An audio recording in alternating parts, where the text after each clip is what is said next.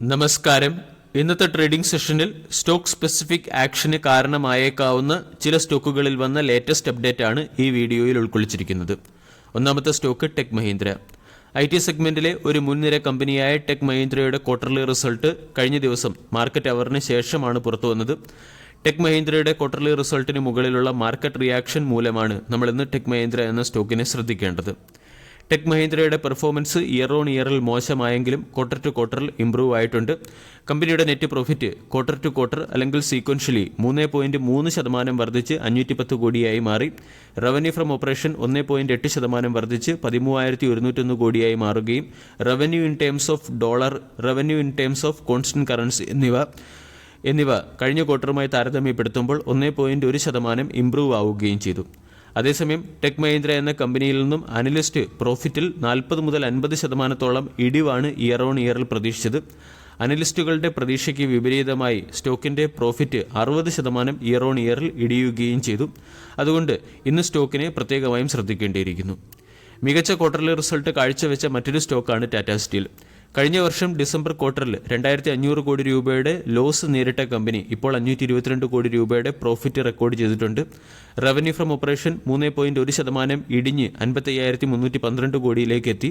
അതേസമയം എബിറ്റ 54.7% ഉയർന്ന് 6,263 കോടിയായി മാറുകയും എബിറ്റ മാർജിൻ 421 ബേസിസ് പോയിന്റ് ഉയർന്ന് 11.3%-ലേക്ക് എത്തുകയും ചെയ്തു. ഇന്ന് ഓട്ടോമൊബൈൽ സ്റ്റോക്കുകളെയും ഓട്ടോ ആൻസിലറി സ്റ്റോക്കുകളെയും പ്രത്യേകമായും ശ്രദ്ധിക്കേണ്ടിയിരിക്കുന്നു. ഓട്ടോമൊബൈൽ സ്റ്റോക്കുകളിൽ ബജാജ് ഓട്ടോയും TVS മോട്ടോർ കമ്പനിയെയുമാണ് നമ്മൾ ശ്രദ്ധിക്കേണ്ടത്. ബജാജ് ഓട്ടോ അതിൻ്റെ എല്ലാ സെഗ്മെന്റിലും ഡബിൾ ഡിജിറ്റ് ഗ്രോത്ത് കൈവരിച്ചു. 2 വീലർ ആൻഡ് 3 വീലർ സെഗ്മെന്റിൽ കമ്പനിയുടെ പ്രോഫിറ്റ് 37% വർദ്ധിച്ച് 2,042 കോടിയായി മാറി. റവന്യൂ ഫ്രം ഓപ്പറേഷൻ 30% വർദ്ധിച്ച് 12,113 കോടിയായി മാറി.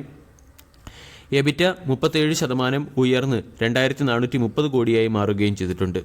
TVS മോട്ടോർ കമ്പനിയും മികച്ച ക്വാർട്ടർലി റിസൾട്ട് കാഴ്ചവെച്ചു. 2 വീലർ ആൻഡ് 3 വീലർ സെഗ്മെന്റിൽ 68% ഗ്രോത്ത് കമ്പനി കൈവരിക്കുകയും നെറ്റ് പ്രോഫിറ്റ് 593 കോടിയിലേക്ക് എത്തുകയും ചെയ്തു.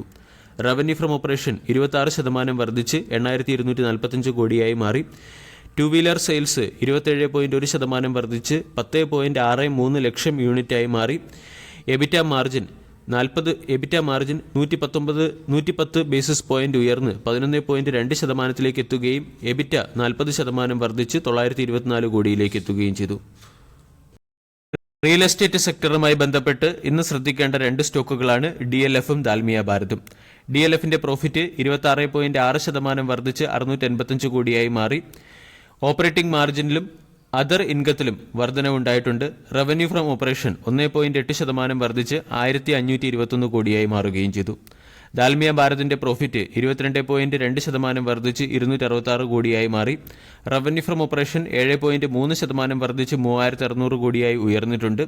എബിറ്റ 20.3% വർദ്ധിച്ച് 775 കോടിയായി മാറി. ബാങ്കിംഗ് സെക്ടറിൽ യുക്കോ ബാങ്ക്, DCB ബാങ്ക് തുടങ്ങിയ ബാങ്കുകളുടെ ക്വാർട്ടർലി റിസൾട്ടിന് മുകളിലുള്ള മാർക്കറ്റ് റിയാക്ഷൻ ഇന്ന് പ്രതീക്ഷിക്കാവുന്നതാണ്. യുക്കോ ബാങ്കിന്റെ പ്രോഫിറ്റ് 23% വർദ്ധിച്ച് 23% ഇടിഞ്ഞ് 502 കോടിയായി മാറി. ബാങ്ക് അതിന്റെ പ്രൊവിഷൻ ഉയർത്തിയതിന്റെ പശ്ചാത്തലത്തിലാണ് പ്രോഫിറ്റിൽ 23% ഇടിവ് വന്നത്. നെറ്റ് ഇൻട്രസ്റ്റ് ഇൻകം 1.9% വർദ്ധിച്ച് 1,988 കോടിയായി ഉയർന്നിട്ടുണ്ട്. അതേസമയം ബാങ്കിന്റെ അസറ്റ് ക്വാളിറ്റി ഇംപ്രൂവ് ആയിട്ടുണ്ട്. നെറ്റ് NPA 29 ബേസിസ് പോയിന്റ് ഇടിഞ്ഞ് 3.85%-വും ഗ്രോസ് NPA 13 ബേസിസ് പോയിന്റ് ഇടിഞ്ഞ് 0.98%-വും എത്തി. DCB ബാങ്ക് മികച്ച ക്വാർട്ടർലി റിസൾട്ട് കാഴ്ചവെച്ചു. കമ്പനിയുടെ നെറ്റ് പ്രോഫിറ്റ് 11.4% ഇയർ ഓൺ ഇയറിൽ ഉയർന്ന് 127 കോടിയായി മാറി. ടോട്ടൽ ഇൻകത്തിൽ 30.5% വർധന ഉണ്ടായിട്ടുണ്ട്. നെറ്റ് ഇൻട്രസ്റ്റ് ഇൻകം 6.3% വർദ്ധിച്ച് 474 കോടിയായി മാറി. ബാങ്കിന്റെ അഡ്വാൻസിൽ 14% വർധനവും 13% വർധനവും ഡെപ്പോസിറ്റ്സിൽ 14% വർധനവും രേഖപ്പെടുത്തി. ഇതുകൂടാതെ ശ്രദ്ധിക്കേണ്ട 2 സ്റ്റോക്കുകളാണ് ലോറസ് ലാബും റെയിൽടെൽ കോർപ്പറേഷൻ ഓഫ് ഇന്ത്യയും. റെയിൽടെൽ കോർപ്പറേഷൻ ഓഫ് ഇന്ത്യയുടെ പ്രോഫിറ്റ് 94.5% വർദ്ധിച്ച് 62 കോടിയായി മാറി. റവന്യൂ ഫ്രം ഓപ്പറേഷൻ 47.1% വർദ്ധിച്ച് 668 കോടിയായി മാറി. CDMO ബിസിനസ്സിൽ 67%-ഓളം ഡീഗ്രോത്ത് അല്ലെങ്കിൽ ഫോൾ വന്നതിന്റെ പശ്ചാത്തലത്തിൽ ലോറസ് ലാബിന്റെ പ്രോഫിറ്റ് 88.5% ഇടിഞ്ഞ് 23.34 കോടിയായി ചുരുങ്ങിയിട്ടുണ്ട്. റവന്യൂ ഫ്രം ഓപ്പറേഷൻ 22.6% ഇടിഞ്ഞ് 1,195 കോടിയായി മാറി. ഇന്ന് ശ്രദ്ധിക്കേണ്ട മറ്റ് 2 സ്റ്റോക്കുകളാണ് മസഗോൺ ഡോക്ക് ഷിപ്പ് ബിൽഡേഴ്സും IRM എനർജിയും. മസഗോൺ ഡോക്ക് ഷിപ്പ് ബിൽഡേഴ്സിന് ഇന്ത്യൻ കോസ്റ്റ് ഗാർഡിന് 14 ഫാസ്റ്റ് പെട്രോളിംഗ് വെസൽസ് നിർമ്മിക്കുന്നതിന് വേണ്ടി മിനിസ്ട്രി ഓഫ് ഡിഫൻസിന്റെ സൈഡിൽ നിന്നും 1070 കോടി രൂപയുടെ ഓർഡർ ലഭിച്ചിട്ടുണ്ട്. ഇതിന്റെ പശ്ചാത്തലത്തിൽ മസഗോൺ ഡോക്ക് ഷിപ്പ് ബിൽഡർ എന്ന സ്റ്റോക്കിൽ ബ്രേക്കൗട്ട് വരാനുള്ള സാധ്യത കൂടുതലാണ്. IRM energy CNG comprising station തമിഴ്നാട്ടിലെ നാമക്കലിൽ ആരംഭിച്ചിട്ടുണ്ട്.